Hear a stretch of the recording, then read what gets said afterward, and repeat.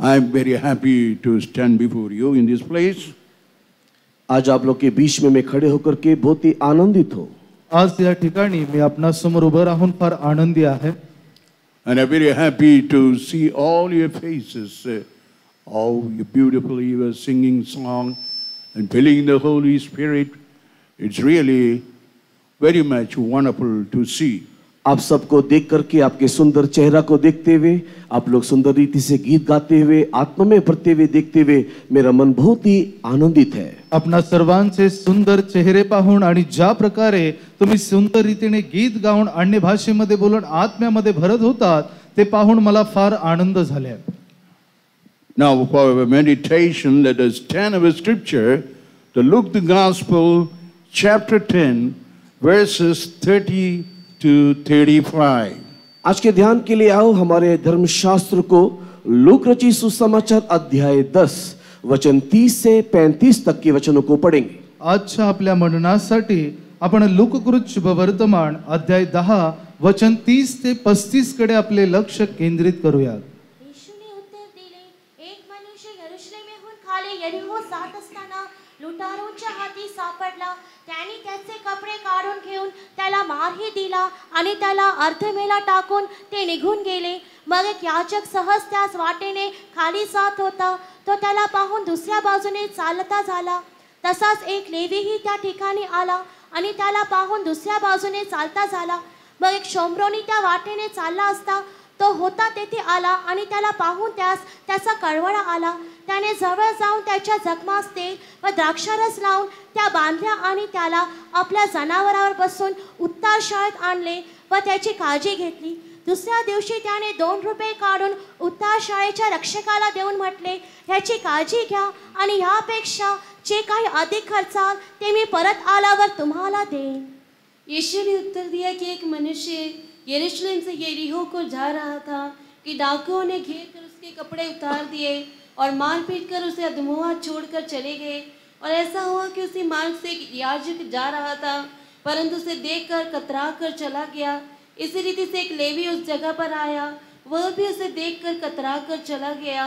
परंतु एक सामरी यात्री वहाँ आ निकला और उसे देखकर तरस खाया और उसके पास आकर उसके घावों पर तेल और दाखरस डालकर पट्टियाँ बांधी और अपनी सवारी पर चढ़ाकर सराय में ले गया और उसकी सेवा टहल की.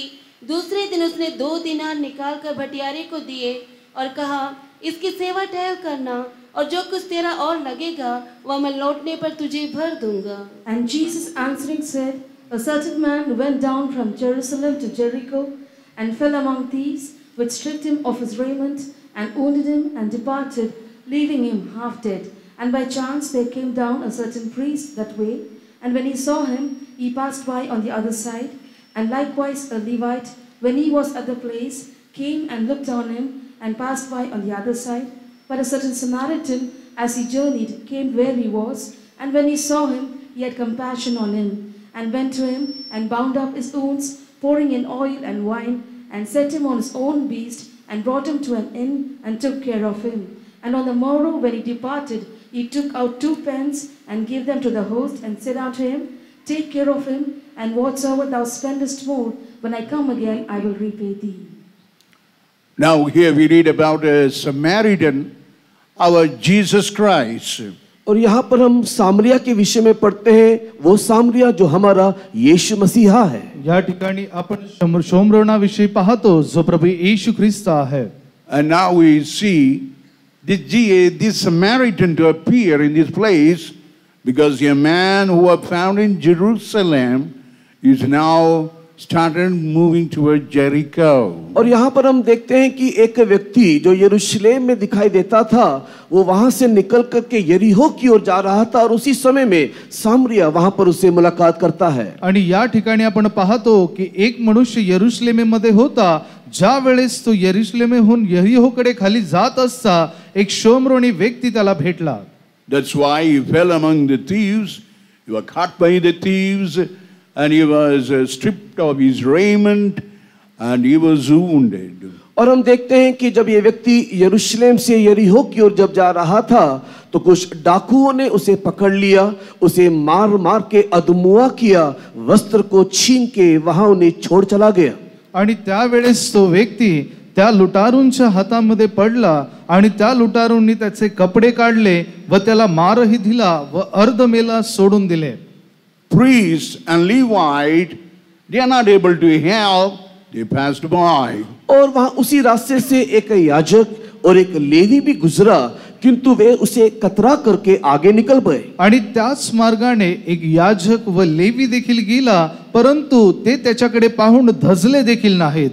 The Samaritan is appearing, is very important thing in this place because of that the man who was wounded, now he got an oil and also he got a wine and he was in such a way rescued from dying. और इस प्रकार की परिस्थिति में जब ये व्यक्ति उस जगह में पड़ा हुआ था, एक बहुत ही मुख्य व्यक्ति होते हुए सामरिया वहां पर प्रकट होता है और वो उसके पास जाकर के उसके घाव के लिए तेल और दाखमधु लगा करके उसे मरहम पट्टी करता है. आणि अर्धमेल्या अवस्थेमध्ये पडलेले असताना एक शोमरोनी व्यक्ती त्या मार्गाने जात असता त्या व्यक्तीचा त्याला कळवळा आला व एक तेल व द्राक्षरस त्याने त्याच्या जखमांवर लावले आणि अशा रीतीने त्याला मरणातून त्याने वाचवले.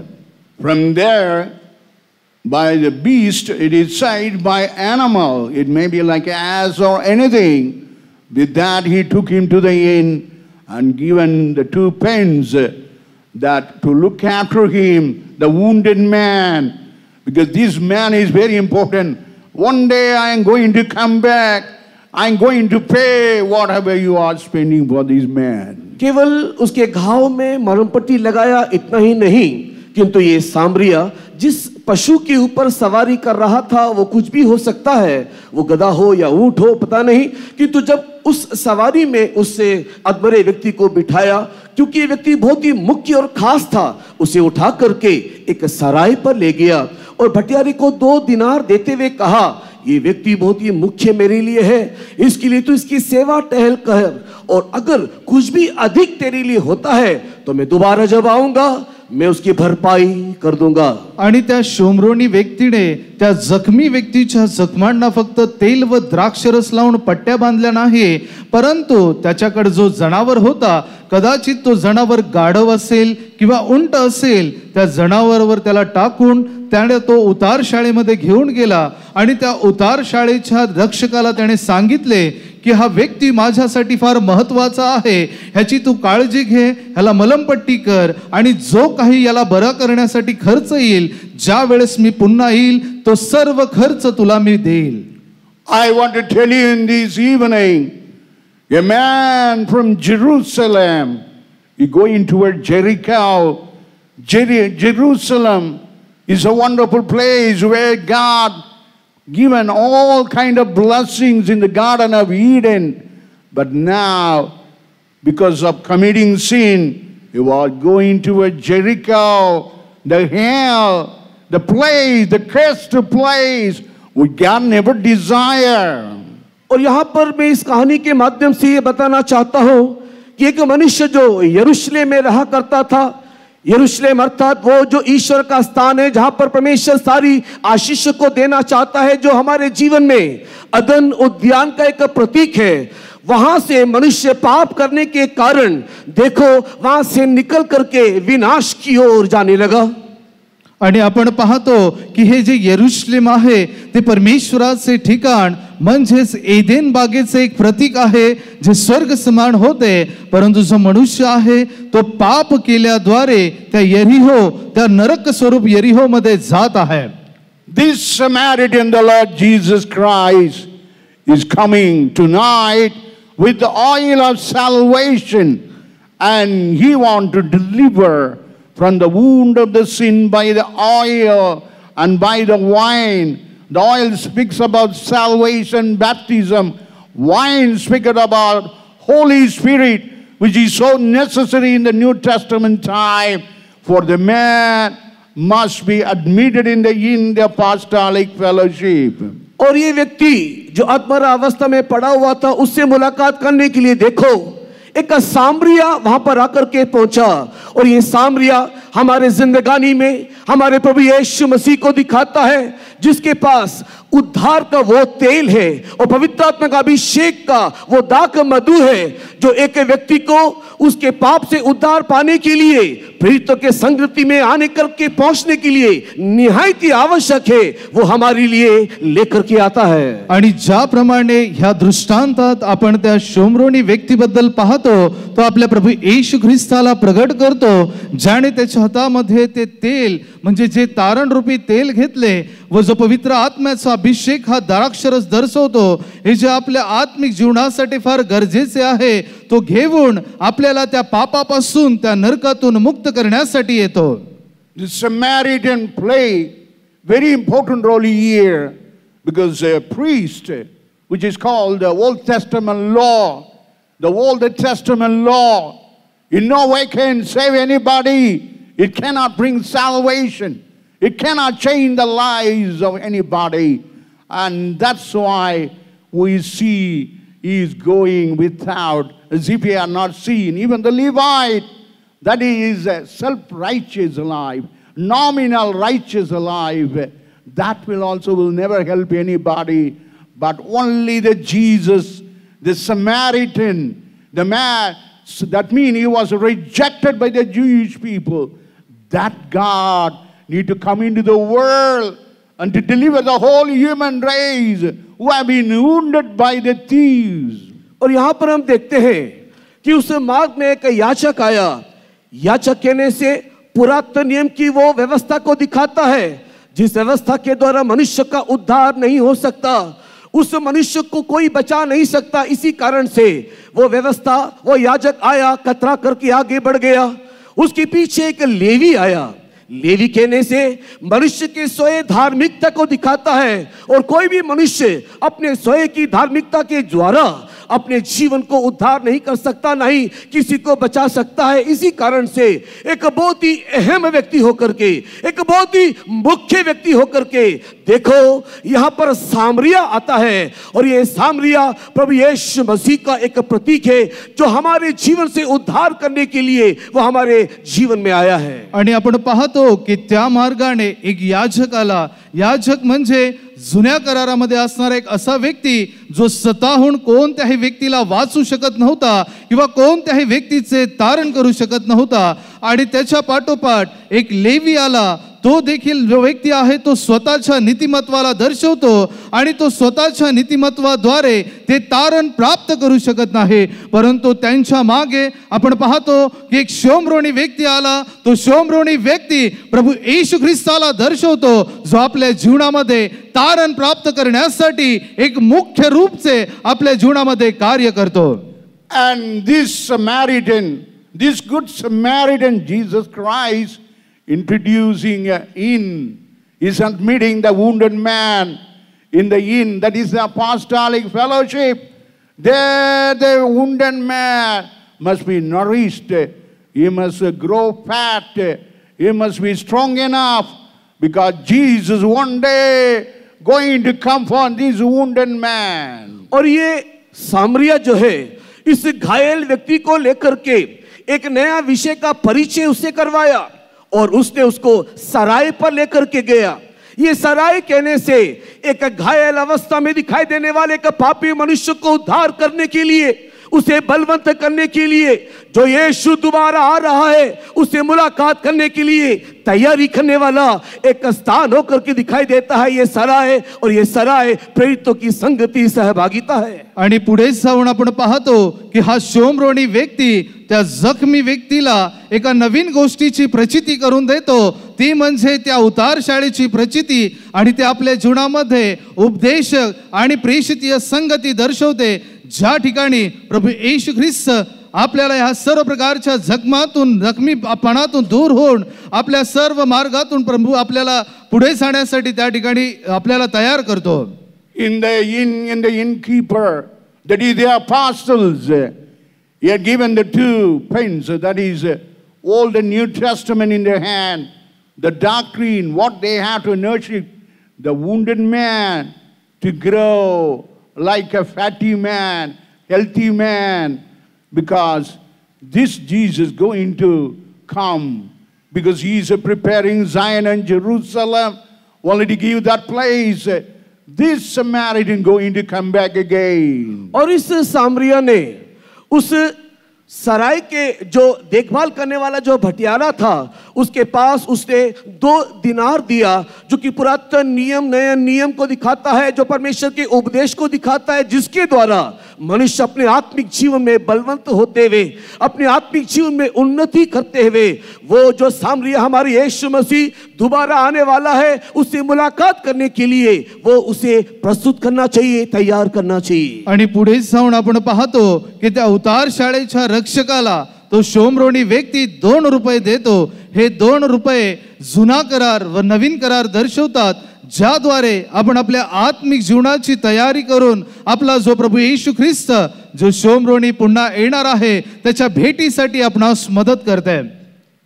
Yes, the whole humanity needs the salvation, the oil of salvation, the oil of baptism and wine of the Holy Spirit. सारे मानव जाति को उद्धार का तेल चाहिए, बपतिस्मा का वो तेल चाहिए और पवित्र आत्मा का वो दाखमधु चाहिए. सर्व मनुष्य जातीला त्या तारणाचे तेल, ते पवित्र आत्म्याचे तेल व अभिषेकाचे त्या ठिकाणी द्राक्षरस पाहिजे.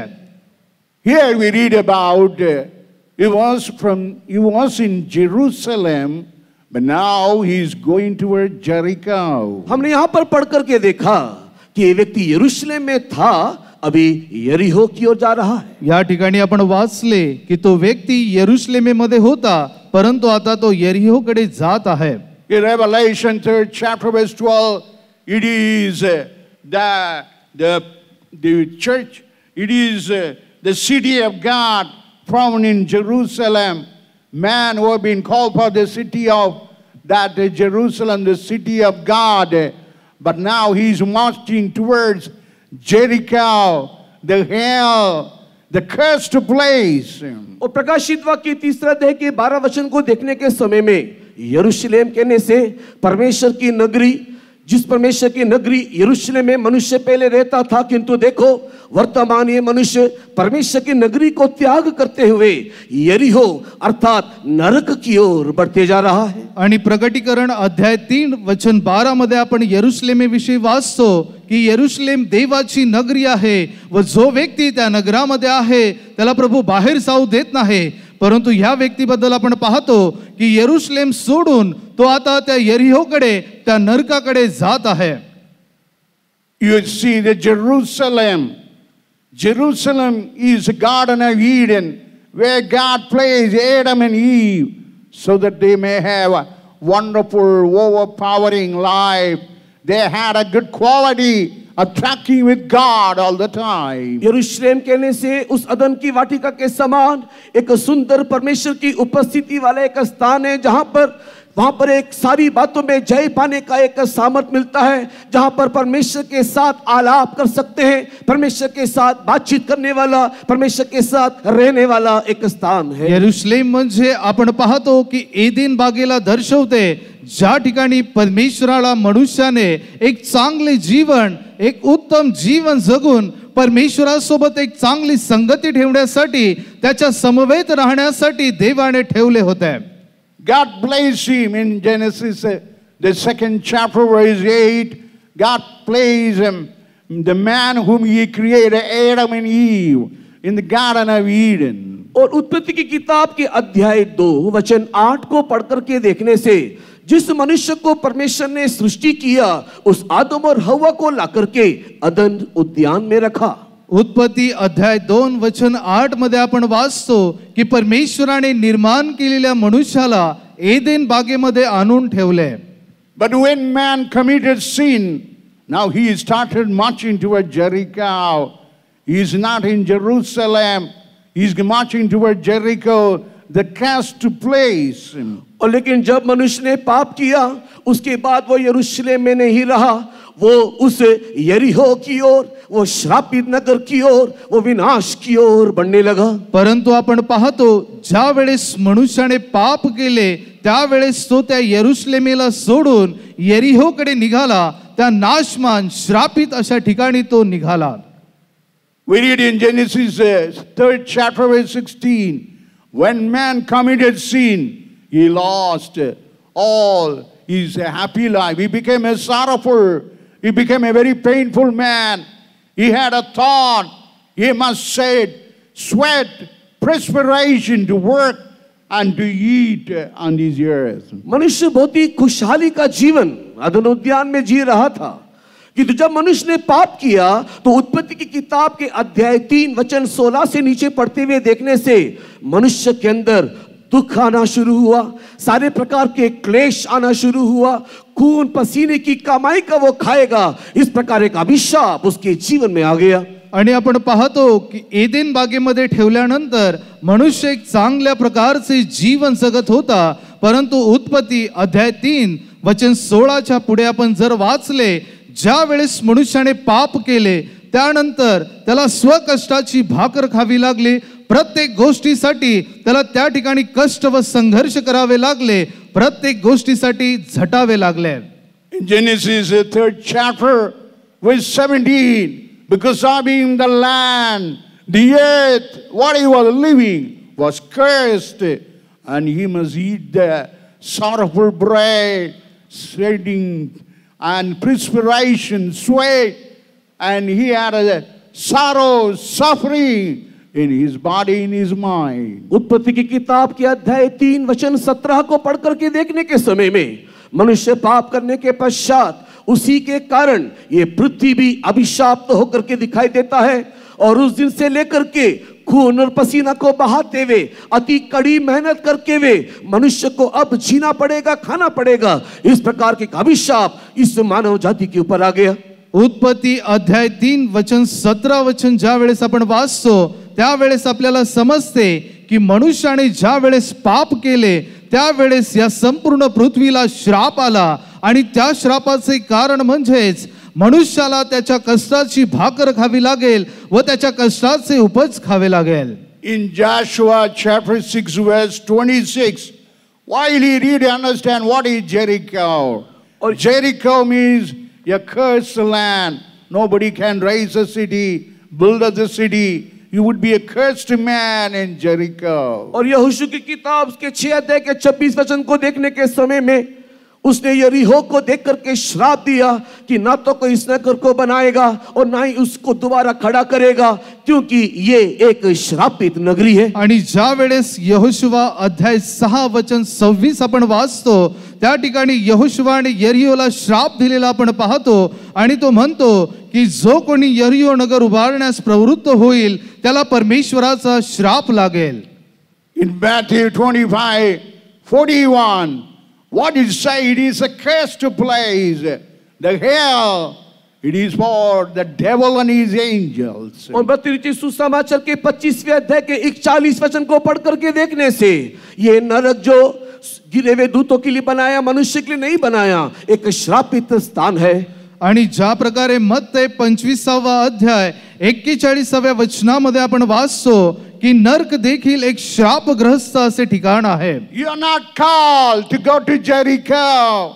You are not called to go to hell, the cursed place, which is destined to devil and his angels. आप यरीहो में जाने के लिए नहीं बुलाए गए, श्राप में जाने के लिए आप नहीं बुलाए गए, आप नरक जो कि शैतान और दूतों के लिए बनाया गया वहां पर जाने के लिए परमेश्वर ने आपको नहीं बनाया, नहीं बुलाया. तुम्ही यरीहोला जाण्यासाठी, त्या नरकाकडे जाण्यासाठी, आणि जे श्रापग्रस्त जे नरक सैतान व त्याच्या दूतांसाठी ठेवलेले आहे तिकडे जाण्यासाठी तुम्हाला बोलावलेले नाही.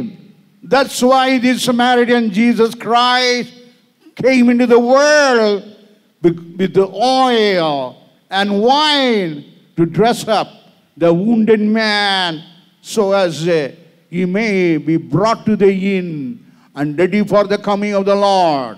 यही कारण है कि हमारा सामरिया प्रभु यीशु मसीह देखो एक तेल और दाखमधु के साथ हमारे बीच में आया ताकि हमारे सारे घावों में मरहम पट्टी लगा करके हमें उस सराय पर ले जाए ताकि वहां पर रह करके यीशु के आगमन के लिए हम तैयार हो सके. आणि त्याचप्रमाणे आपला जो उत्तम शिवमृ आणि प्रभू येशू ख्रिस्त आहे तो आपल्या हातामध्ये तेल व द्राक्षरस घेऊन आला, जेणेकरून त्याने आपल्या जखमांना मलमपट्टी करावी आणि आपला प्रभू येशू ख्रिस्त त्या ठिकाणी उतार शाळेमध्ये आपल्या तयारीसाठी त्याने आपल्याला त्या ठिकाणी ठेवावे.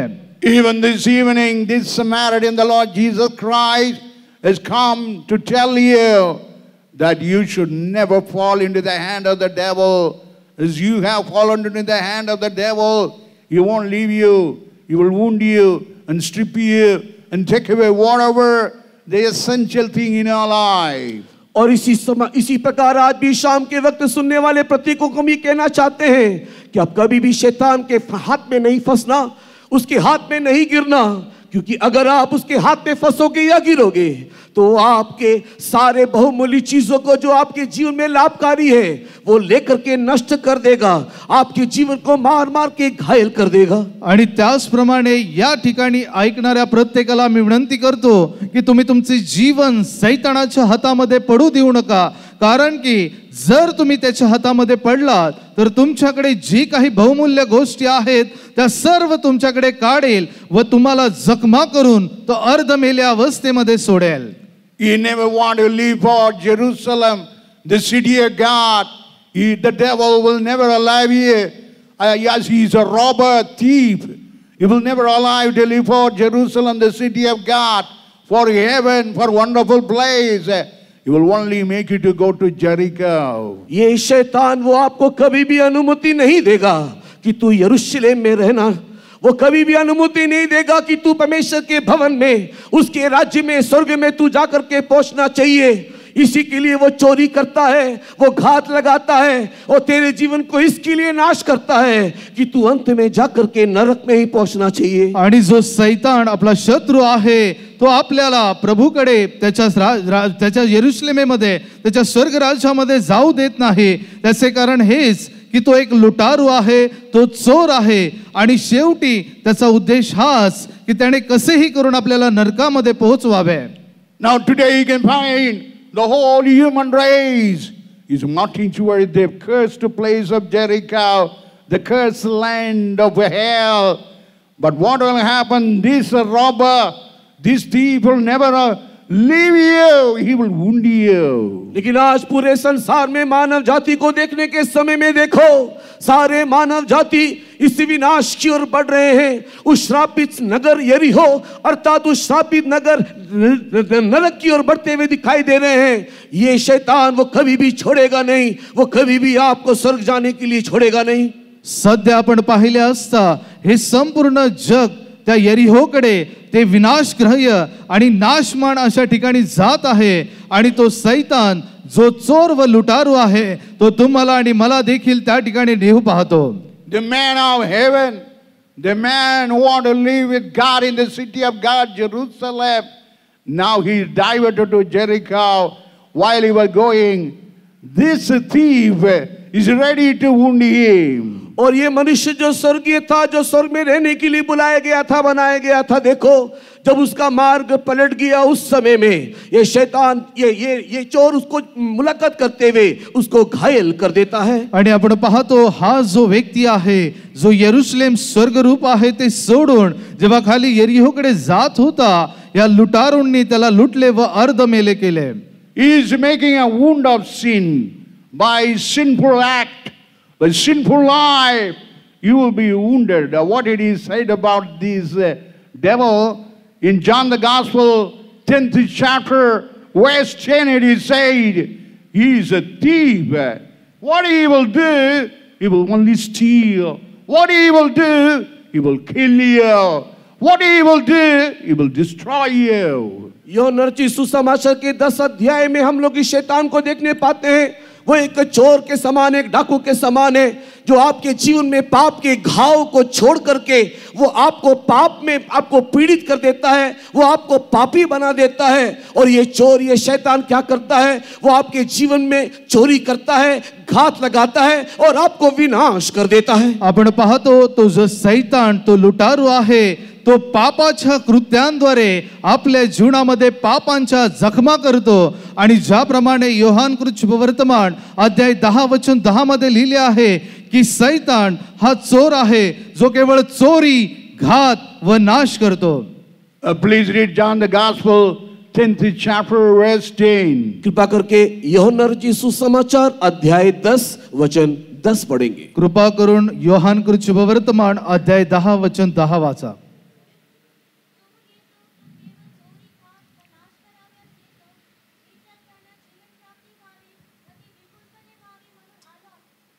चोर किसी और काम के लिए नहीं, परंतु केवल चोरी करने और घात करने और नष्ट करने को आता है. मैं इसलिए आया कि वे जीवन पाएं और बहुतायत से पाएं. The thief cometh not but for to steal and to kill and to destroy. I am come that they might have life and that they might have it more abundantly. I have come to have a life. I have come more abundantly. But what is the thief? The devil, what he is working in the world is not to save you, give life, but he will steal you. और यहाँ पर यीशु मसीह कहता है कि मैं यहाँ पर जीवन देने के लिए, हाँ मैं यहाँ इसलिए आया कि आपको बहुतायत का जीवन देने के लिए, किंतु ये शैतानी संसार में आपको जीवन देने के लिए नहीं, किंतु आपको चोरी करने को आया है. आणि येशू ख्रिस्त ह्या वचनामध्ये म्हणतो, मी तर त्यांना जीवन प्राप्ती करण्यासाठी आलो, ती देखील विपुलतेने देण्यासाठी. परंतु जो सैतान आहे तो आपल्याला जीवन प्राप्ती होऊ देत नाही, कारण तो चोर आहे. In Luke the Gospel, chapter 8, verse 12, it says how the stealer is doing the work of stealing the seed, the word of God, which has been planted in the heart of a man, making his alive heart like a wayside, and that to pave the way for the fowl of the air, that is the devil, to snatch away, to take away, and to destroy the word of God already planted in the heart of man. और look रचित सुसमाचार के 8वें अध्याय के 12 वचन के अनुसार ये चोर हमारे जीवन में इस रीति से आता है कि जो भी कुछ परमेश्वर का वचन रूपी बीज हमारे हृदय में बोया गया, उस हृदय को एक मार्ग के किनारे वाले जीवन के समान बना करके कि पक्षी आए और परमेश्वर के जीवनदायक वचन को सब उठा ले जाए, चोरी कर ले जाए, एक ऐसी अवस्था में वो हमें बना करके छोड़ देता है. आणि ज्याप्रमाणे मत्तई कृत शुभवर्तमान अध्याय 8 वचन 12 मध्ये आपण वाचतो की आपण जे प्रभूवर विश्वास ठेवतो आणि त्याचे वचन आपल्या अंतःकरणामध्ये असते, परंतु सैतान जो येतो व आपले जे वचन त्याच्या आपल्या अंतःकरणामध्ये आहे त्या रस्त्याच्या किनाऱ्यावर टाकतो, जेणेकरून ते वचन पक्षी येतील व ते वचन रूपी आपल्या हृदयातून काढून घेतील. Not only taking the scripture out of your heart, not only taking the word of God, whatever plant or place in your heart, is also take away that godliness, fear of God, and put the philosophy.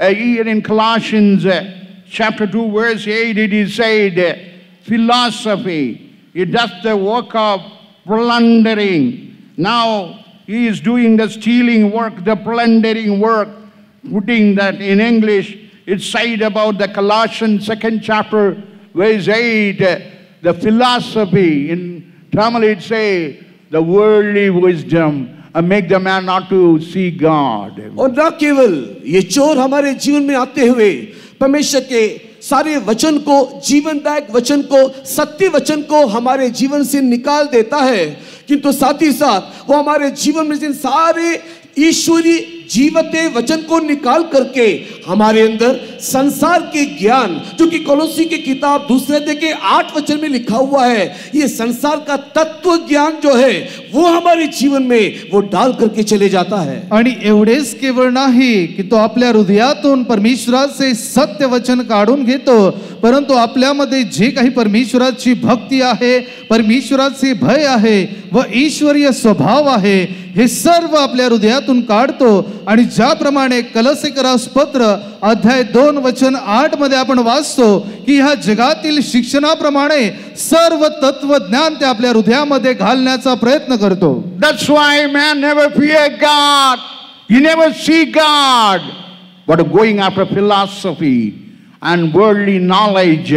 With that, he cannot accept this God, this Samaritan, this Jesus, who came into the world to give life. इसी तत्व ज्ञान से परिपूर्ण रहने के कारण, संसारिक ज्ञान में मनुष्य दौड़ने के कारण, इस संसार के ज्ञान में परिपूर्ण रहने के कारण ये मनुष्य ईश्वर को देख नहीं पाता, ये ईश्वर को जान नहीं पाता। ये सामरिया जो हमारे लिए आया है, उस सामरिया को वो पहचान नहीं पाता। आणि यामुळेच या जगातील लोकांच्या असणाऱ्या शिक्षणाच्या तत्वज्ञानामुळे प्रभूला ते ओळखू शकत नाही, प्रभूचा ते स्वीकार करू शकत नाहीत व जो शोमरोनी प्रभू येशू ख्रिस्त आपल्यासाठी आला त्याचा देखील ते स्वीकार करू शकत नाहीत. Not only stealing the word of God, not only stealing the godliness, and next what he will do, he will kill. He does the work of killing. That is the work of the devil, the thief on this earth. ना केवल हमारे जीवन से परमेश्वर के वचन को वो चोरी करता है, ना केवल ईश्वरत्व हमारे अंदर से वो निकाल देता है, अपितु उसके साथ ही साथ ये चोर, ये शैतान हमें मारने के लिए, हाँ वो हमें घात करने के लिए आता है. तो सैतान जो लुटारू, जो चोर आहे, तो फक्त आपल्या हृदयातून त्याचे वचन काढत नाही, परंतु आपले जे ईश्वरीय स्वभाव आहे ते तो त्या ठिकाणी मारतो व आपल्याला अर्धमेला करून मारून टाकतो. In Job, the first chapter, verse 19, this killer, the devil, the people were prayed by Job for the survival, the children, but he was bringing the great wind from the wilderness and beating upon the corner of the house. All the children, daughters, and sons of Job all perish in a day. और ये शैतान अय्यूब की किताब के पहले अध्याय में देखने के समय में ये शैतान एक बहुत बड़ी आंधी तूफान को लेकर आया और जहां पर उनके अय्यूब के बच्चे लोग बैठ करके खा पी रहे थे, वहां पर के दीवार को ढा दिया और इस शैतान ने उनके सारे बच्चों को उस बड़े प्रचंड वायु के द्वारा, आंधी के द्वारा दीवार गिरा के बच्चों को मार दिया. आणि त्याचप्रमाणे इयोब अध्याय 1:19 वचनामध्ये आपण वाचतो की या सैतानाने जे रानामध्ये इयोबाचे मुले होते, जे खात पीत आनंद करत होते, त्यांच्यावर एक प्रचंड सोसाट्याचा वारा आणला व जे कोणी त्या घरामध्ये होते त्या सर्वांवर ते घर कोसळले व ते मरण Pawle. Not only killing, he does the work of destroying the health, the stability in the body. That's what we read in Job, the 2nd chapter, verse 7.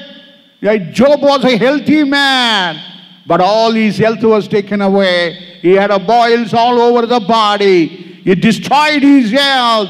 That is the work of the devil, destroying your health, bringing cancer, incurable disease, and doing the work of destroying you. और ये शैतान ना केवल घात लगाता है, यह घात करता है कि तो साथ ही साथ वो आपको विनाश भी करना चाहता है.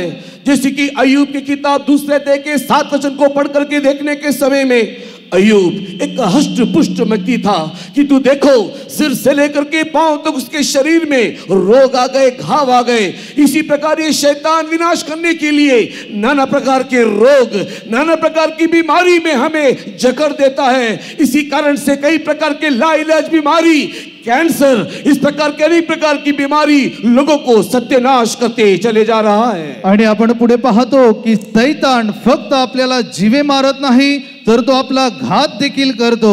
ज्याप्रमाणे इयोब अध्याय 2 वचन 7 मध्ये आपण वाचतो की इयोब एक धष्टपुष्ट व्यक्ती होता, तरी देखील सैतानाने त्याला मोठमोठ्या गळवांनी नखशिकांत पिडले. त्याचप्रमाणे तो आपल्याला देखील पिडतो व बरे न होणाऱ्या आजाराने, जसे की कर्करोग, या सर्व प्रकारच्या आजाराने तो आपल्याला पिडतो. But this Samaritan, the good Samaritan, Jesus Christ, came to deliver from the hand of the thief, the wounding thief, what he is stealing, what he is killing, what he is destroying. Out of all that, in this evening he was coming with the good news. He had come to save you. जो भी आज इस शाम के समय में इस चोर ने घायल कर दिया, चोट पहुंचाया, नष्ट कर दिया, लूट ले गया। देखो, उन सारी बातों को लौटा देने के लिए एक शुभ समाचार आपके लिए हमारा प्रभु यीशु मसीह एक अच्छा सामरिया बन करके आज इस शाम के वक्त में हमारे बीच उतर आया है। आणि जो शत्रू सैतान त्या लुटारू प्रमाणे त्याने तुमच्याकडून ज्या काही गोष्टींना तुम्हाला जखमा केल्या, तुम्हाला लुटले, तुम्हाला जरी जीवे मारले असेल तरी आज संध्याकाळी जो आपला उत्तम शिवमरोणी प्रभू येशू ख्रिस्त आहे तो आज या सुवार्तेद्वारे तुम्हाला सर्व प्रकारच्या जखमातून मुक्त करण्यासाठी ते आला आहे. He had stripped off the raiment. We read in Luke the Gospel 10th chapter verse 30. He stripped off his raiment. What is that raiment? That is the blessing of eternal life. That is the blessing of the image of God. Look रचित सुसमाचार के 10वें अध्याय के 30 वचन में ये चोर इस व्यक्ति के जीवन में आता है और उसके कपड़े को उतार ले जाता है, और ये कपड़ा कहने से परमेश्वर का वो सारी आशीषें हैं जो ये चोर, ये डाकू लेकर के गया। ये परमेश्वर का वही प्रतिरूप है जिसमें परमेश्वर हमको सृजा था, ये चोर आकर के चुरा ले गया। आणि ज्याप्रमाणे लोककृत शुभवर्तमान अध्याय 10 वचन 30 मध्ये आपण पाहतो की त्या लुटारूने त्या मनुष्याचे वस्त्र लुटले, त्याचे कपडे लुटले। हे कपडे जे प्रभूने त्याच्या प्रतिरूपामध्ये आपल्याला घडले त्याचे प्रतीक आहे आणि तो चोर त्याची चोरी करतो। He stripped off the eternal life, image of God, fellowship of God, even the reign and the glory and the inheritance. मनुष्य के जीवन में दिखाई देने वाला वो परमेश्वर का दिया हुआ जो महिमा था, जो अधिकार था, जो ईश्वर के साथ की संगति था, जो ईश्वर का स्वरूप था। देखो, ये चोर आकर के उस वस्त्र को चुरा ले गया, नष्ट कर दिया। परमेश्वराने जे दिलेले प्रतिरूप, परमेश्वराने जे दिलेले गौरव, परमेश्वराने दिलेले जे शृंगार आपण पाहतो की हा जो लुटारू आला त्याने ते कपडे रूपाने ते सर्व काही लुटून नेले।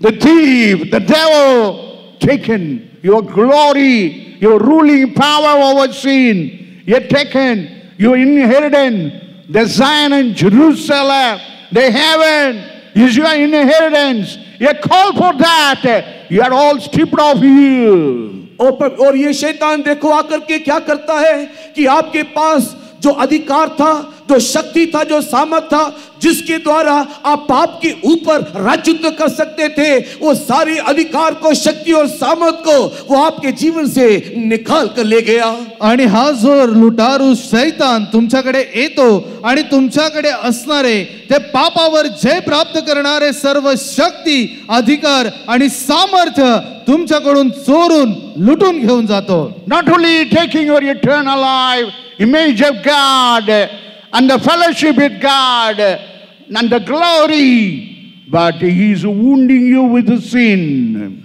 और न केवल उसने आपके उस अधिकार को, परमेश्वर की संगति को, सहभागिता को, उस मिरास को लेकर के चला गया, किंतु साथ ही साथ वो आपको घायल भी कर दिया। आणि एवढेच केवळ नाही की त्याने प्रभूचा अधिकार, त्याची संगती, त्याचा वारसा तुमच्याकडून लुटला, त्याने तुम्हाला जखमी देखील केले। That's why in this evening we want to tell you, he had come with the oil of salvation. He had come with the oil of baptism. He had come with the wine of the Holy Spirit. इसी कारण से आज इस शाम के वक्त में घायल पड़े हुए लोगों को भी कहना चाहते हैं कि देखो, हमारा प्रभु यीशु मसीह जो एक अच्छा सामरिया है, एक उद्धार के तेल को लेकर के आया है, एक बपतिस्मा के तेल को लेकर के आया है, और उस आनंद की मदिरा को, दाख मधु को उसने हमारे बीच में आज लेकर के आया है। आणि आज येथे अशा जमलेल्या सर्व जखमी व्यक्तींना मी सांगू इच्छितो की आपला जो प्रभू येशू ख्रिस्त उत्तम शिवमरोणी आहे, तो आपल्यासाठी ते बाप्तिस्मेचे तेल, ते तारण रूपी तेल आणि आपल्याला पवित्र आत्म्याचा अभिषेक देणारे द्राक्षरस तुम्हासाठी घेऊन आला आहे। What the Bible say in Deuteronomy 32nd chapter verse 13, we read about for Jacob oil is flowing from the flint rock. In the last part of the verse it says the oil is flowing from the flint rock to bring salvation for you, for the whole human race. और हम लोग देखने पाते हैं कि ये जो तेल जो है उस चट्टान से निकलता है, उस चट्टान से ये तेल जो निकलता है ताकि सारे मानव जाति के लिए उस तेल के द्वारा जो उद्धार का तेल है हमें उद्धार मिल सके. आणि अनुवाद मध्ये आपण वाचतो की त्या जखमी खडकातून ते तारण रूपी तेल वाहते जेणेकरून आपणा सर्वांना त्या तारणाची अनुभूती व्हावी. What is that rock? The rock is Jesus Christ. While you read in 1 Corinthians 10th chapter, verse 4, in the last part of that, it says, Jesus Christ is that rock. From that rock, the oil is flowing of salvation, healing you from your wound. और ये जो चट्टान है वो चट्टान हमारे प्रभु यीशु मसीह को दिखाता है, जिसके बारे में प्रेरित पौलुस पहला कोरिन्थी 10वें अध्याय के 4 वचन में कहता है कि वो चट्टान हमारा मसीह है. उससे चट्टान से ही ये तेल निकलता है जो हमारे सारे घाव को वो मरहम पट्टी करता है, हमारे सारे घायल अवस्था से वो हमको छुटकारा देता है. आणि आपला जो हा जखम करणारा मलमपट्टी करणारा जो खडक आहे तो प्रभु येशू ख्रिस्त आहे, ज्याच्या विषयी संत पौल पहिले कोरिन्थीकरास पत्र अध्याय 10 वचन 4 मध्ये पाहतो की तो जो खडक त्याच्यातून आपल्या सर्व जखमांना मलमपट्टी केली जाते. Because the devil is a wounding thief. He is a wounding harlot. In the Bible it says the devil is a harlot. That means lust bringing, abomination bringing, filthiness bringing. That devil is wounding the man. और ये जो शैतान जो है हम शास्त्र में पढ़ करके देखने के समय में इस बात को देखने पाते हैं कि ये हमेशा मनुष्य को घायल करता रहता है. आंखों की अभिलाषा के द्वारा, शरीर की अभिलाषा के द्वारा, नाना प्रकार का अभिलाषा को ला करके मनुष्य के जीवन में घाव के ऊपर घाव, घाव के ऊपर घाव बढ़ते चले जाता है. आणि या सैतानाबद्दल आपण शास्त्रामध्ये वाचतो की हा मनुष्याला नेहमी वेगवेगळ्या प्रकारे जखम करत राहतो. काही वेळेस आपल्या डोळ्याची अभिलाषा, शरीराची वासना अशा काही प्रकारच्या अपधर्मांपासून तो आपल्याला जखमा करत राहतो. In Proverbs 17 chapter verse 26 it says the harlot is laying down many wounded, is casting down many wounded. और नीति वचन उसके 17 अध्याय के 26 वचन को पढ़ने के समय में उसने कईयों को इस प्रकार के घायल अवस्था में घायल करके छोड़ दिया. आणि नीतिसूत्रे अध्याय 17 वचन 26 मध्ये आपण वाचतो की अशा कित्येक लोकांना त्याने ताडण करून जखमी अवस्थेत सोडले. They are wounded of sin, incurable wound.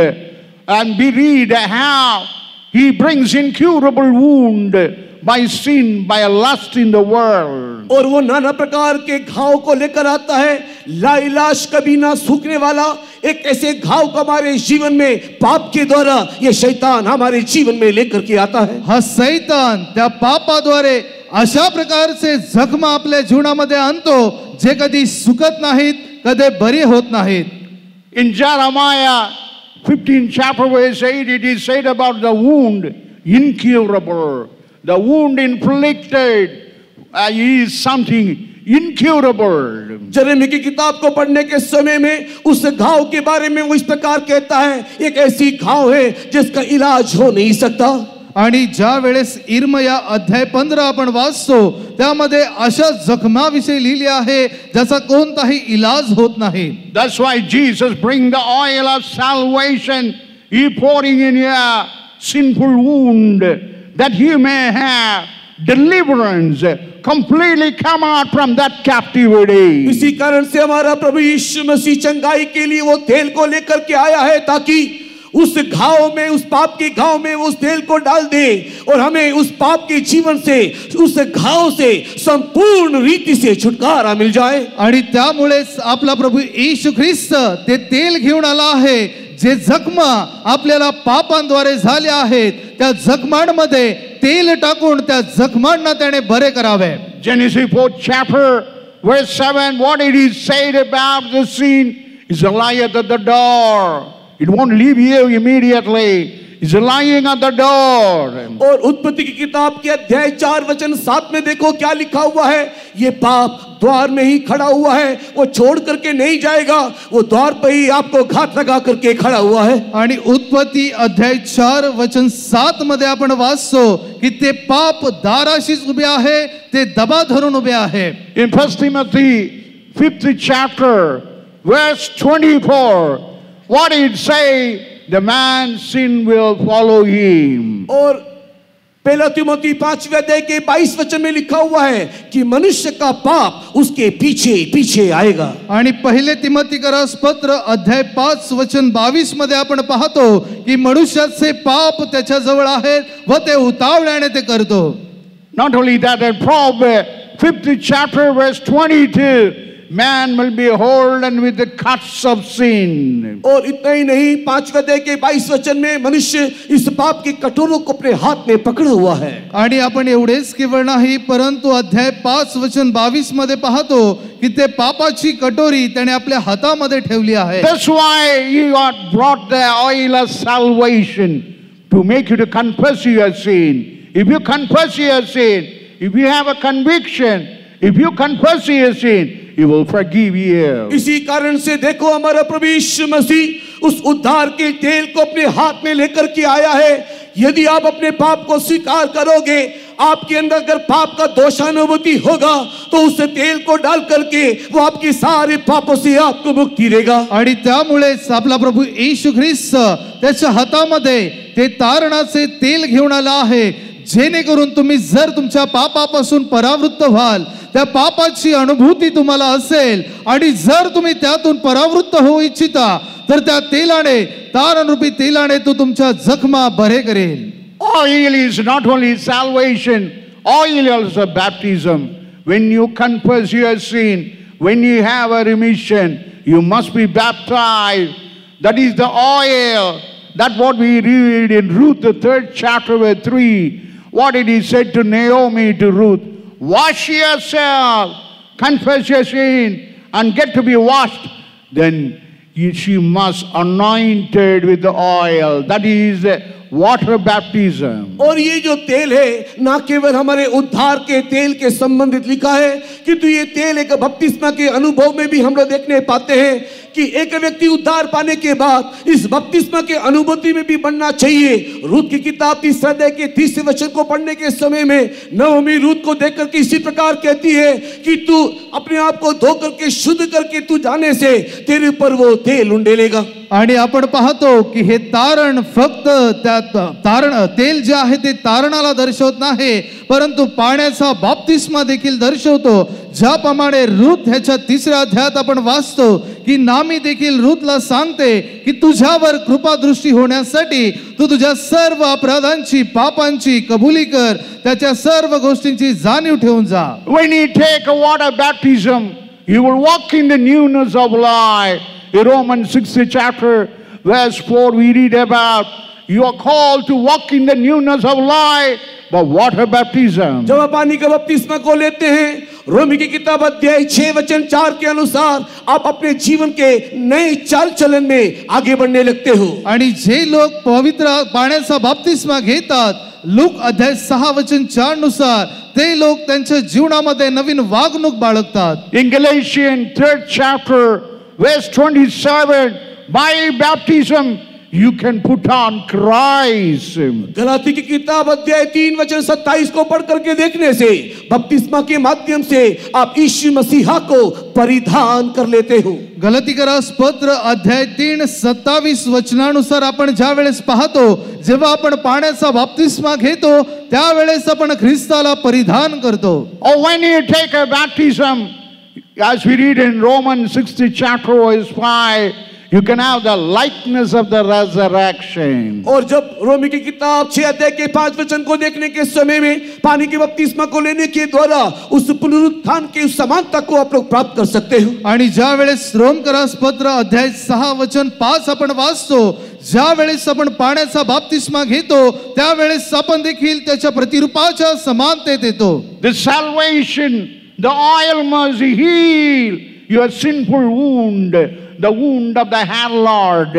And also this oil must make you to take baptism, and you must be man having the likeness of the resurrection when Jesus comes. इस तेल के द्वारा जो उद्धार का तेल है, पाप के सारे घाव को आप उस उद्धार के तेल से आप शुद्ध कर सकते हो, मुक्ति पा सकते हो। साथ ही साथ इस तेल को बपतिस्मा के साथ भी तुलना किया जाता है, और जब आप इस तेल के अनुभव में आते हो, यीशु मसीह के मरे हुए में से जी उठने के समानता में आप उसके साथ जुड़ जाते हो। या तेलाची तुलना तारणासोबत केली जाते आणि त्या तारणाद्वारे तुमच्या सर्व पापरूप जखमांना भरण्यात येते, आणि त्याचप्रमाणे या तेलाची तुलना बाप्तिस्म्यासोबत देखील केली जाते, आणि ज्या वेळेस तुम्ही पाण्याचा बाप्तिस्मा घेता त्यावेळेस तुम्ही प्रभू येशू ख्रिस्ताच्या प्रतिरूपाच्या समानतेमध्ये येता। Now he is pouring the wine. Wine speaks about the Holy Spirit. अभी ये सामरिया देखो दाखमधु को उंडेल रहा है, ये दाखमधु पवित्र आत्मा को दिखाता है। या ठिकाणी आपण पाहतो की तो शोमरोनी त्या ठिकाणी द्राक्षरस ओतत आहे, आणि हा द्राक्षरस पवित्र आत्म्याचा अभिषेक दर्शवतो। In Song of Solomon 2nd chapter verse 5, in Tamil the word is so beautiful, that is comforting wine. What is the comforting wine? The comforter, the Holy Spirit. He is like a wine for anyone in this world. और श्रेष्ठ की दूसरे अध्याय के 5 वचन को पढ़ने के समय में ये दाखमधु जो तसल्ली देने वाले एक साये के रूप में दिखाई देता है। तमिल भाषा में बहुत ही सुंदर रीति से एक तसल्ली देने वाला दाखमधु करके लिखा है, जो कि सहायक पवित्र आत्मा के द्वारा हमें इस संसार में मिलता है। आणि त्याचप्रमाणे गीत रत्नाच्या पुस्तकामध्ये आपण वाचतो की ह्या द्राक्षरसाची तुलना एखाद्या सांत्वन देणाऱ्या बरोबर केली आहे, जो आपल्याला आपल्या निराशेच्या काळामध्ये, आपल्या अवघड परिस्थितीमध्ये आपल्याला सांत्वन देण्याचे काम करतो। Holy Spirit also does the work of comforting, relieving, delivering you, giving hope from the wound of the thief. ये पवित्र आत्मा जो है हमारे जीवन में एक छुटकारा का काम करता है, हमारे अंदर एक तसल्ली और शांति देता है। चोर के द्वारा जो घाव हमारे शरीर में आया था, उससे वो मुक्ति दे करके वो हमें तरोताजा या नया बनाता है। हा पवित्र आत्मा आपल्या जीवनामध्ये फक्त आपल्या जीवनामध्ये बदल देत नाही, परंतु आपल्या जीवनामध्ये सांत्वन व शांती देखील देतो, आणि ज्या जखमांद्वारे आपले पिडलो होतो त्याद्वारे देखील आपल्याला मुक्ती देतो। Not only getting salvation, baptism, Holy Spirit, you must be brought to the end. न केवल उद्धार पाना है, बपतिस्मा लेना है, और न केवल पवित्र आत्मा को पाना है, साथ ही साथ हम सराय में भी आना है। आणि आपण फक्त तारण प्राप्त करणे, बाप्तिस्मा घेणे, पवित्र आत्मा प्राप्त करणे पुरे नाही, परंतु आपण उतार शाळेमध्ये देखील आले पाहिजे। In the Luke the Gospel 10th chapter verse 34, is said that the wounded man on the beast and taken to the inn. और लूका रचित सुसमाचार के अध्याय 10 वचन 34 में हम देखते हैं कि इस अच्छे सामरिया ने इस घायल मनुष्य को अपने सवारी में बिठाया और सराय में ले गया। आणि लूककृत शुभवर्तमान अध्याय 10 वचन 34 मध्ये आपण वाचतो की त्या शोमरोनीने त्या मनुष्याला त्या जखमांना मलमपट्टी केली व आपल्या जनावरावर बसवले व तो त्याला उतार शाळेमध्ये घेऊन आला। What is that beast? What is that ass or donkey? Anything what is carrying the wounded man is the life of separation. You cannot remain in the very place where you had been wounded. You must be separated from the untoward generation. Acts Apostle, the 2nd chapter verse 40, it says, you have to save yourself from untoward generation. That's why he's taking you on the beast to the inn. और यहाँ पर इस सामरिया ने अपनी सवारी उस पशु के ऊपर, वो एक गधा या खच्चर हो सकता है, उसके ऊपर बिठा करके एक सराय पर लेकर के गया। इस पशु के ऊपर बिठाने का अर्थ अपने आप को अलगाव करने के अर्थ को दिखाता है। जहां पर शैतान ने तुझे घायल किया, चोट पहुंचाया, तू उस स्थान में रुकना नहीं, ठहरना नहीं, तू उस स्थान से अलग हो जाना चाहिए। इसी कारण से प्रेरितों के काम के 2 अध्याय के 40 वचन में लिखा हुआ है कि तुम लोग अपने आप को इससे टेढ़ी और कुटिल जाति से अपने आप को अलग करो। आणि त्या शोमरोनी व्यक्तीने त्या जखमी मनुष्याला आपल्या जनावरावर टाकले। कदाचित तो गाढव असेल, खेचर असेल, परंतु आपल्याला ज्या ठिकाणी जखमी करण्यात आले, आपल्याला ज्या ठिकाणी घायल करण्यात आले, आपण त्या ठिकाणी न राहता त्या ठिकाणाहून पुढे जाणे किंवा त्यापासून अलिप्त होणे ते दर्शवते. त्याचप्रमाणे प्रेषितांची कृत्ये अध्याय 2 वचन 40 मध्ये आपण पाहतो की या कुटील युगापासून तुम्ही स्वतःचा बचाव करा असे लिहिले आहे. In Philippians chapter 1 verse 14, there is crooked and perverse nation. You have to save yourself. And also there are many heresy doctrine in the world. You have to get away. In Galatians chapter 1 verse 9, Apostle Paul says, even any angel come against the truth, you should not accept the truth. इसी कारण से प्रिय लोगों, हम लोग इस सारे गलत उपदेश वाले संगति से अपने आप को अलग करते हुए परमेश्वर के ठीक उपदेश में अपने आप को शामिल करना चाहिए. गलाती की किताब उसके पहले अध्याय उसके 6 वचन या उसके नीचे के वचनों को पढ़ करके देखने के समय में जो उपदेश और जो शिक्षा हम लोगों ने आपको दिया है, इसके अलावा कोई दूसरा उपदेश अगर आपको दे, वो स्वर्गदूत हो या हम लोग भी हो, वो एक शापित है करके वहां पर पवित्र पौलुस लिखता है. आणि आपण देखील ह्या सर्व प्रकारच्या खोट्या संदेशामध्ये स्वार्थेमध्ये न फसता आपण स्वतःला त्यापासून अलिप्त ठेवले पाहिजे.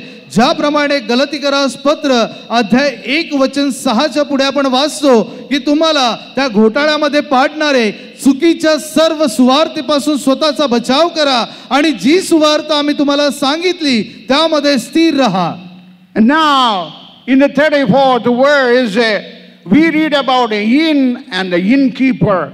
In KJV it's a host, that means innkeeper.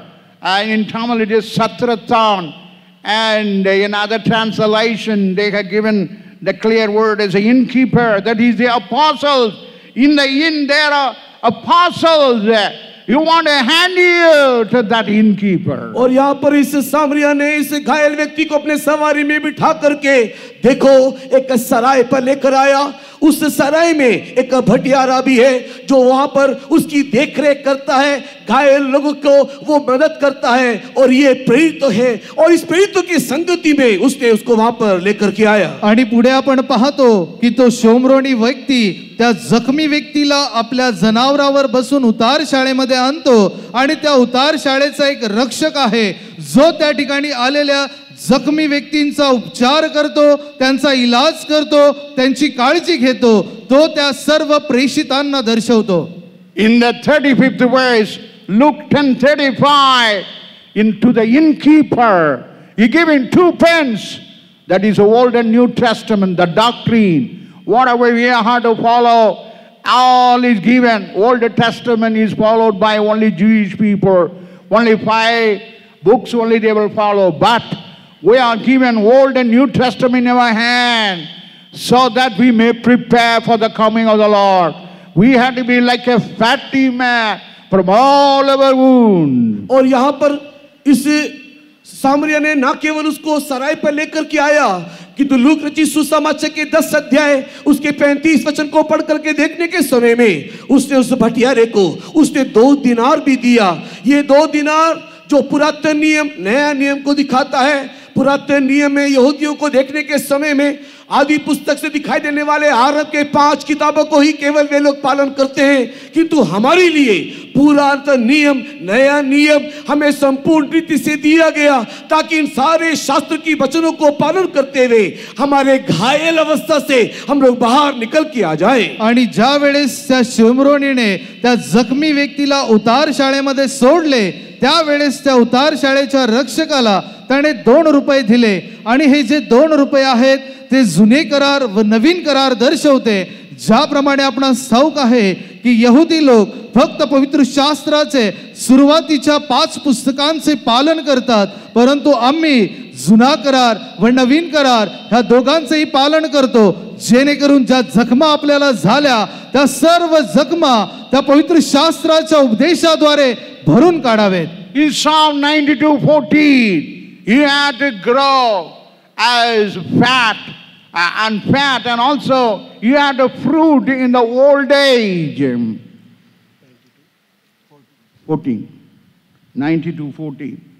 और 92 भजन के 14 वचन में वे हमारे पुराने भर की फैलते रहेंगे और रस भरे और लहलाते रहेंगे. ज्याप्रमाणे स्तोत्र संहिता अध्याय 92 वचन 14 मध्ये आपण वाचतो की तू तुझ्या वृद्धापकाळी देखील फळ देशील, तू टवटवीत राहशील. The word of God is like a silver, like a coin. The 2 pence, it will make you to a man having a fatty experience, yeah, fruitful experience even in the old age. और ये पवित्र परमेश्वर का जो वचन है वो एक चांदी के मोहर के समान है जो हमारे जीवन में छुटकारा को लेकर के आता है. और जितना परमेश्वर के वचन में बढ़ते चले जाते हैं वो हमें हष्ट पुष्ट करता है. हम बुजुर्ग अवस्था में आने के बावजूद भी हम लोग परमेश्वर के वचन के द्वारा उत्तम स्वास्थ्य में हष्ट पुष्ट होकर के दिखाई दे सकते हैं. जितके अधिक आपण परमेश्वराच्या वचनामध्ये तत्पर राहो, त्याच्या वचनाचे पालन करो, तितके अधिक ते आपल्याला धष्टपुष्ट व टवटवीत करील. त्याचप्रमाणे आपल्या जीवनाच्या वृद्धापकाळामध्ये देखील आपल्यामध्ये ते रसभरीत व टवटवीत व धष्टपुष्ट असे आपल्याला परमेश्वराचे वचन आपल्याला सांभाळून ठेवेल. Not only he had given that New Testament, the Old Testament, and the apostle, the innkeeper, to grow, and he is preparing Zion and Jerusalem, the heavenly Canaan, that is said in Genesis 33rd chapter, verse 18 and 19. Jacob was buying for 100 pieces of silver, 100 pieces of money, the Canaan, the tent, and also altar. That is God preparing Zion and Jerusalem for you. ये 2 दिनार केवल नया नियम पुरातन नियम को केवल ही नहीं दिखाता है, साथ ही साथ उस सराय में रहते हुए हम लोग अपने आप को सियोन यरूशलेम के लिए अपने आप को तैयार करना चाहिए. इसी कारण से परमेश्वर हमें सियोन यरूशलेम में बढ़ाने के लिए इस सराय में लेकर के आया है. उत्पत्ति की किताब उसके 33वें अध्याय में याकूब को जिस प्रकार उस पे वहां पर परमेश्वर ने उससे चांदी से उसको छुड़ा करके जिस प्रकार दिखाया, वैसे ही हम लोग को भी इस सराय में लेकर के वो आत्मिक जीवन में आगे बढ़ाता है. आणि ते 2 रुपये फक्त नवीन व जुना करार दर्शवत नाहीत, परंतु आपल्या जीवनामध्ये आपण देखील त्या उपदेशाद्वारे सुटका प्राप्त करावे. ज्याप्रमाणे उत्पत्ती अध्याय 33 व 33 मध्ये आपण पाहतो याकोबाने देखील त्या 100 रुपयांमध्ये त्याची त्या ठिकाणी सुटका झाली. In Genesis 33, as we read in 18-19, 100 pieces of money, Jacob is buying the land in Canaan, and he is building a tent, and also he is making an altar.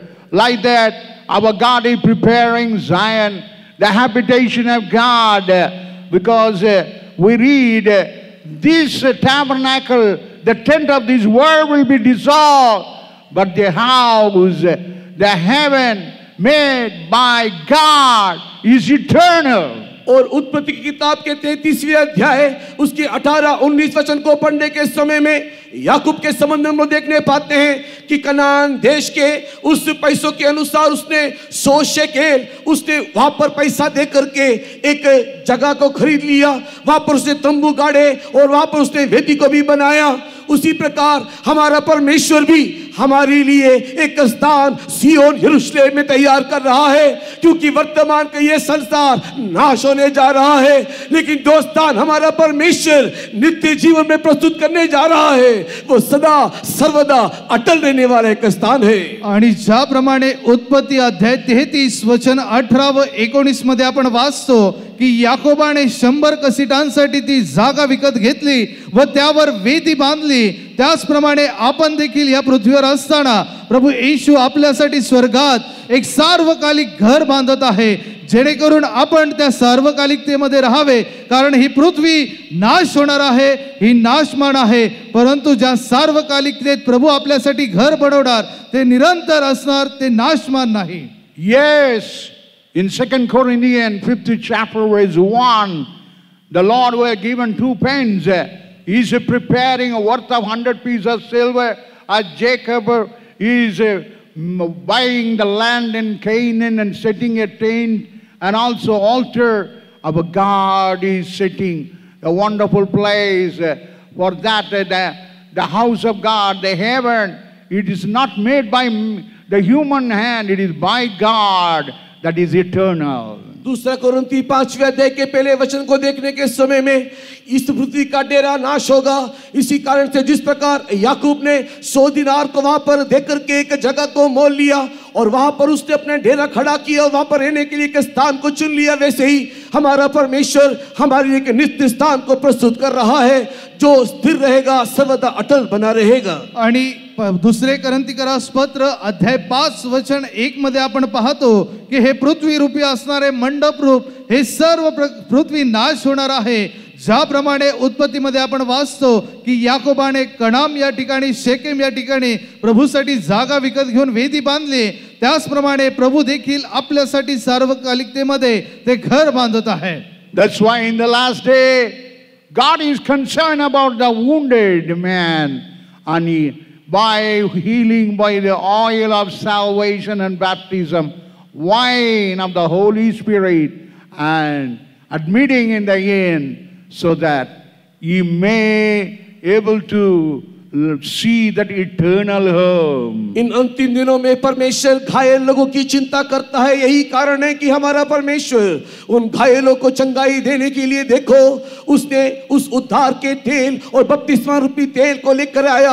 साथ ही साथ हमारे जीवन के लिए उसने दाखमधु जो पवित्र आत्मा है दिया, ताकि हम लोग इस संसार से कूच करते हुए उस नित्य जीवन में, उस सराय में रहते हुए उस नित्य जीवन के लिए अपने आप को प्रस्तुत कर सके। आणि आपला प्रभू येशू ख्रिस्त त्याने देखील ह्या पृथ्वीवर असताना जितके जखमी लोक आहेत त्या जखमांना बरे करण्यासाठी तो त्या तारण रूपी तेलाला, त्या बाप्तिस्मा रूपी तेलाला व त्याचबरोबर द्राक्ष रूपी पवित्र आत्मेच्या अभिषेकाला आणतो, जेणेकरून हे जी नाश होणारी पृथ्वी आहे या ठिकाणी राहून जे सार्वकालिकतेत प्रभू घर बांधत आहे त्यासाठी आपण सर्वांनी तयार व्हावे। Now let us all stand on our knees. इसके लिए आइए हम लोग सब यहाँ पर खड़े हो जाएं। आता आपण सर्वजण आपल्या गुडघ्यावर उभे राहूयात। Now let us all lift up your hand. Lift up your hand. और अपने हाथों को आप लोग उठाएं। आपण आपले सर्वजण हात वर करूयात। And now let us say, God, I am for you. I am for that eternal home. Now the thief, the devil is wounding, but you have given salvation. You are giving baptism of the Holy Spirit and the apostolic fellowship and the doctrine of the Old and New Testament, the two pens in this day, so that we may able to prepare the Zion and Jerusalem. अपने हाथ को उठाते हुए परमेश्वर से कहे कि हे परमेश्वर मैं तेरा हूँ, देखो ये चोर मुझे चोट पहुंचा रहा है, मुझे घायल कर रहा है, लेकिन तू ही आप मुझे उस उद्धार के तेल से और पवित्र आत्मा की उस दाखमधु से मुझे ऐसे परिपूर्ण कर दे, ताकि मैं जो तू मेरे लिए नित्य जीवन को तैयार कर रहा है उसके लिए मैं अपने आप को प्रस्तुत कर सकूं। आणि आज आपण आपले हात वर करून प्रभूला म्हणूयात, हे प्रभू मी तुझा आहे आणि जो शैतान मला त्या जखमा करत आहे, मला घायाळ करत आहे, तुझ्या त्या तारण रूपी तेलाने, तुझ्या बाप्तिस्मा रूपी तेलाने, तुझ्या पवित्र आत्मा रूपी द्राक्ष रसाने तू मला ता फलद्रूप कर। Now you say, Jesus, you are a Samaritan. Even the Jewish people do not accept the Samaritan, but God, I am accepting you. You are coming to save me, to deliver from the wound of the thief, and you are giving salvation, baptism of the Holy Spirit in the form of oil and the wine. Oh God, you are giving in. I am thankful for that. Make me capable for the next world. हे परमेश्वर, तू ही मेरे जीवन का उत्तम सामरिया है, और तू ही आप मेरे जीवन में चोर के द्वारा जो चोट मेरे जीवन में दिखाई देता है उसको दूर करने के लिए, चंगाई देने के लिए तूने आप मेरे जीवन में उद्धार के तेल को, बपतिस्मा के तेल को लेकर आया, पवित्र आत्मा की उस अभिषेक को दाखमधु के रूप में लेकर के आया। तू ही आप मुझे सराय में लेकर के पहुंचाया, ताकि संसार के साथ नाश ना होते हुए उस आने वाले राज्य के लिए मैं अपने को प्रस्तुत कर सकूं। इसके लिए हे प्रभु, मैं तुझे स्वीकार करता हूं, तू ही आप मेरी सहायता कर। हे प्रभू, तू जो उत्तम शेमरोणी आहेस, तू मला माझ्या जखमांना, जो लुटारू मला जखमा देत आहे त्यापासून बरे करण्यासाठी तुझे जे तारण रूपी तेल, बाप्तिस्मा रूपी तेल आणि द्राक्ष रूपी पवित्र आत्मा मला दे, जेणेकरून ह्या जगामध्ये राहून मी नाश न होता त्या उतार शाळेमध्ये राहून जी नित्यता तू माझ्यासाठी तयार करत आहेस त्यासाठी मी देखील तयार व्हावे. Right now, the Holy Spirit is descending upon us. You want to accept your vow, your decision.